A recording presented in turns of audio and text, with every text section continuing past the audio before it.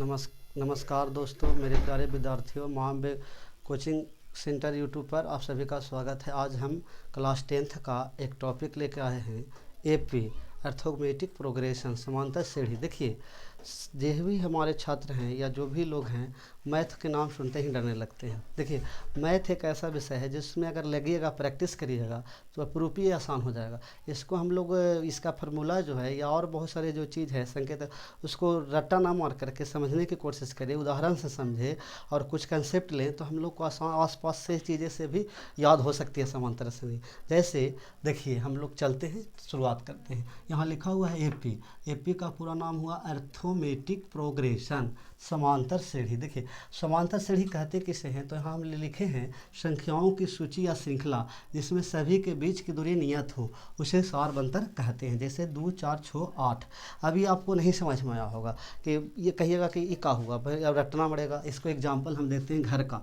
जैसे देखिए, घर में सीढ़ी या निशानी सभी के पास होता होगा। सीढ़ी में आप देखे होंगे कि धाप होता है, 1 2 3 4 5, इसी तरह से बहुत सारे धाप होते हैं। या सीढ़ी अगर कहे तो सीढ़ी में खेड़ा होता है, 1 खेड़ा 2 खेड़ा 3 खेड़ा, इस तरह से खेड़ा होता है। अब आप ये नहीं देखिएगा कि एक खेड़ा है तो दूसरा खेड़ा में, अगर मान लीजिए एक से खेड़ा से दूसरा खेड़ा के बीच की दूरी 2 सेंटीमीटर है तो तीसरा में ऐसा नहीं है कि 4 हो जाएगा या 6 हो जाएगा। ऐसा अगर होगा तो चढ़ने में दिक्कत होगा। सभी सीढ़ी में नियत दूरी 2-2 सेंटीमीटर अगर है तो 2-2 सेंटीमीटर ही लेकर के बनाया जाएगा। हम एग्जाम्पल दे रहे हैं, ऐसा नहीं है कि 2 सेंटीमीटर, लेकिन कहे का मतलब हुआ खेड़ा जो है, ई खेड़ा सी खेड़ा ई खेड़ा जाने में एकदम नियत दूरी होता है ताकि चढ़ने में सुविधा हो। तो यहाँ हम सीढ़ी के माध्यम से जानेंगे कि धाप जो होता है या खेड़ा होता है वो नियत दूरी पर होता है। उसी तरह से अगर कोई संख्या लिखा, कुछ भी संख्या लिखा, अगर उसमें दूरी एकदम नियत आ रहा है तो समांतर सीढ़ी हो जाएगा। बस संख्याओं का समूह जिसमें सभी संख्याओं के बीच की दूरी जो नियत हो, जैसे 2 4 6 8 हम लिए हैं एग्जाम्पल के तौर पर। तो देखिए, 2 से 4 कितना बढ़ा, 2 बढ़ा। 4 से 6 में कितना बढ़ा, 2 बढ़ा। 6 से 8 में कितना बढ़ा, 2। तो यहाँ देखिए, तो सब में 2-2 बढ़ते जा रहा है, यानी नियत दूरी जो 2-2 है, इसलिए एपी होगा, यानी एपी है। और अगर इससे भी नहीं समझे तो और एग्जाम्पल हम लोग आसपास में बहुत सारे एग्जाम्पल पढ़ा हुआ। सीता एक लड़की है जो 5,000 रुपया के मासिक वेतन पर कार्य करना शुरू करती है, यानी काम करना चालू कर देती है। उसका प्रति माह जो वेतन में बढ़ोतरी होता है 500 रुपये का। तो पहला माह में इसका वेतन आप लोग समझिए, पहला वेतन कितना हो जाएगा, 5,000 हो जाएगा। दूसरा में कितना हो जाएगा, दूसरा माह में हो जाएगा 5 जोड़ दीजिए, 500 जोड़ दीजिए तो हो जाएगा 5500। तीसरा महीना में जोड़ लीजिए तो तीसरा महीना में 500 और बढ़ा लीजिए तो तीसरा माह में हो जाएगा 6,000। तो इस तरह से एक समूह बना। सीता जो कमा रही है तो पहला समूह बन गया। देखिए, 5,000 पहला महीना, फिर 5500 दूसरा महीना, फिर 6,000 तीसरा महीना, और इसी तरह से ये चलते रहेगी। तो ये एपी हो जाएगा, कहे क्योंकि देखिए 5,000 से 55 500 बढ़ा, फिर यानी 500 रेगुलर बढ़ रहा। ऐसा नहीं है कि कुछ भी हम लिख देंगे तो एपी हो जाएगा, नियत दूरी होना चाहिए। एक और उदाहरण लेते हैं। एक लड़का गुल्लक में 10 रुपया प्रथम दिन डालता है, फिर हर दिन 2-2 रुपया बढ़ाता है। तो इस तरह से हम देखेंगे कि प्रथम दिन जो होगा, प्रथम दिन उसका जो गुल्लक में जमा होगा रुपया 10 रुपया हो जाएगा। फिर दूसरा दिन 2 रुपया बढ़ा देगा, तो दूसरा दिन बढ़ा देगा तो कितना हो जाएगा बताइए, जोड़ के देखिए। दूसरा दिन हो जाएगा 12 रुपया। फिर तीसरा दिन इसी तरह से देखिए, तो तीसरा दिन हो जाएगा जाकर के 14 रुपया। तो यहाँ हम लोग देखते हैं क्या कि एक श्रृंखला बना, 10 12 14। इस संख्या का एक श्रृंखला है। सब में देखिए दूरी, यहाँ से यहाँ जाइए 2, यहाँ से यहाँ जाइए 2। तो इस तरह से हम देख रहे हैं कि यह नियत दूरी है, अर्थात सब में दम बढ़ रहा है बराबर, तो एपी है। तो इस तरह से हम लोग एपी के बारे में जान गए।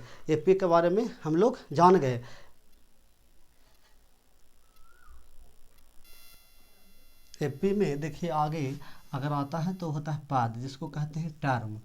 पद क्या है भाई, तो एपी आपने देखा कि संख्या का समूह है। तो संख्या की सूची में जो संख्या की सूची होती है, लिस्ट होती है, सूची में उसमें हर एक का अपना स्थान होता है। उसमें हर एक का अपना स्थान होता है,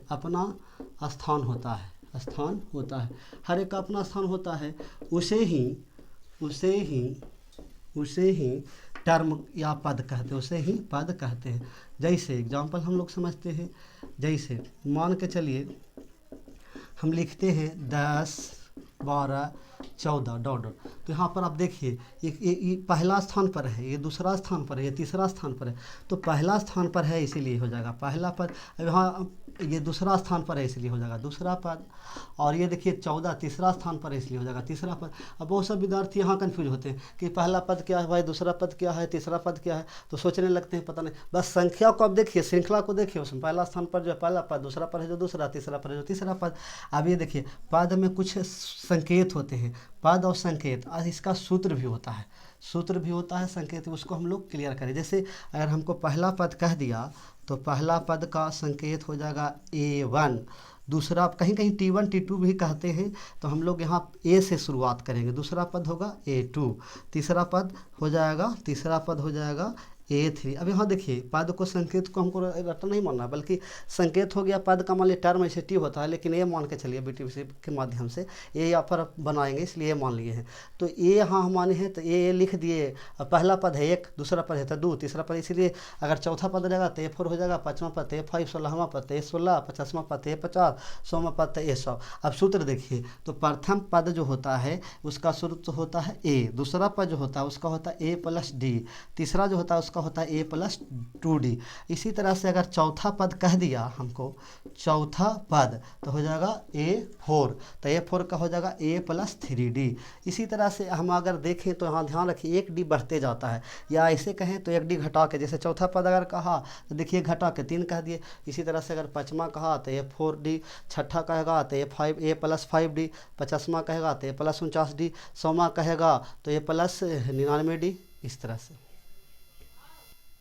आगे सारवंतर।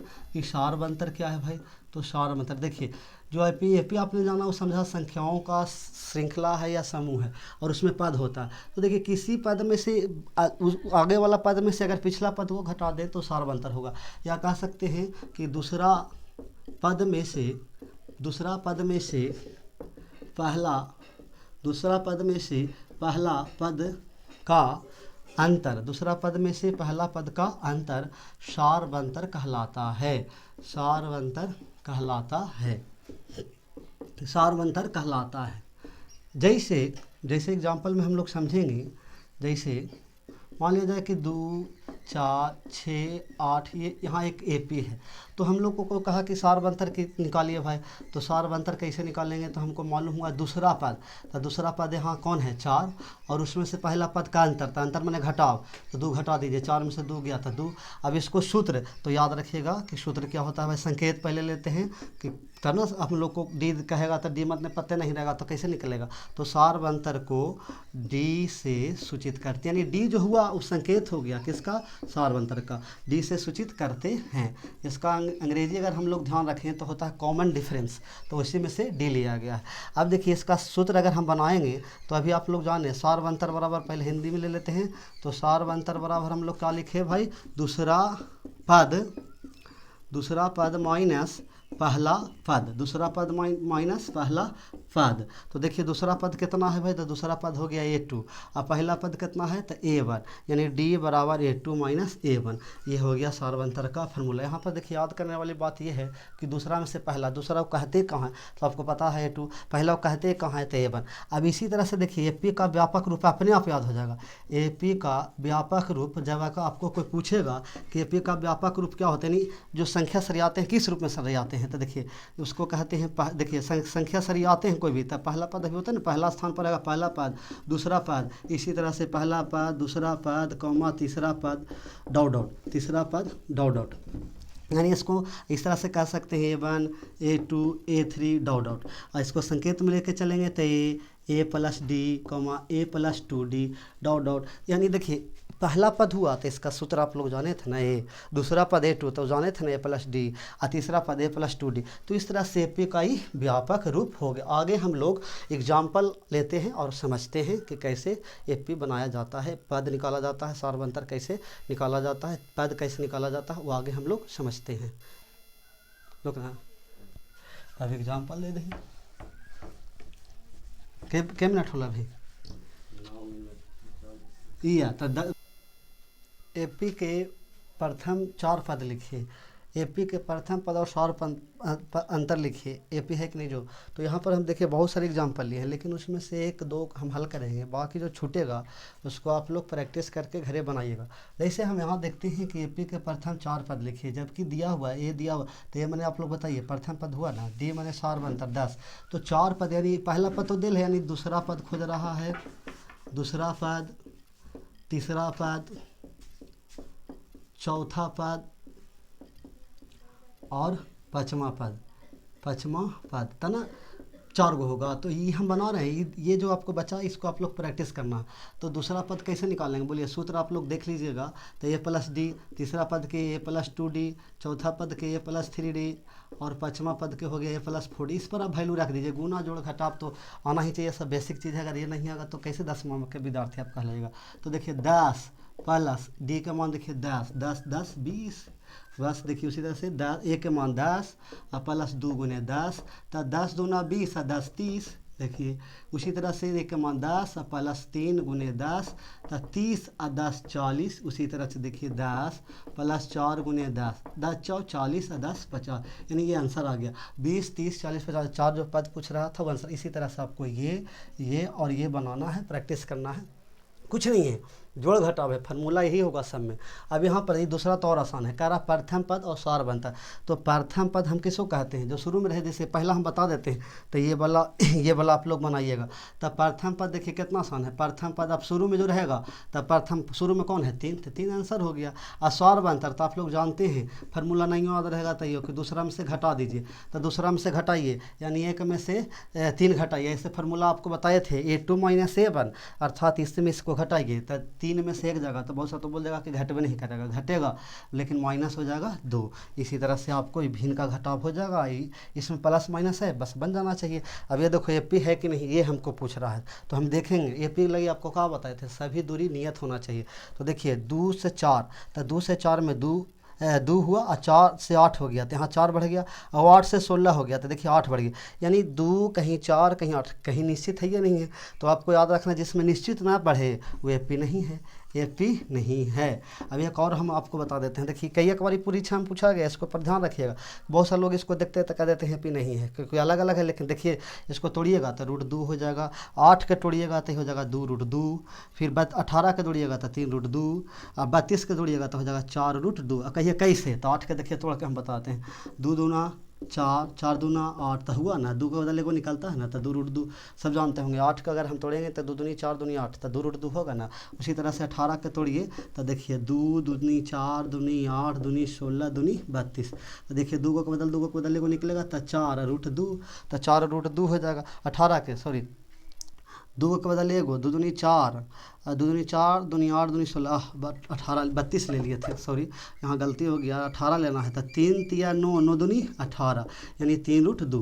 उसी तरह से 32 के अगर लीजिएगा तो हो जाएगा 2 दूना 4 दूना 8 दूनी 16 दूनी 32, यानी 4√2। तो ये आप समझ गए होंगे कि इसको थोड़ी आप घटाइए, 4√2 में से 3√2 जाएगा तो √2, 3√2 में से 2 रूट जाएगा तो √2, और 2√2 में से 1 आगे रहता है तो √2।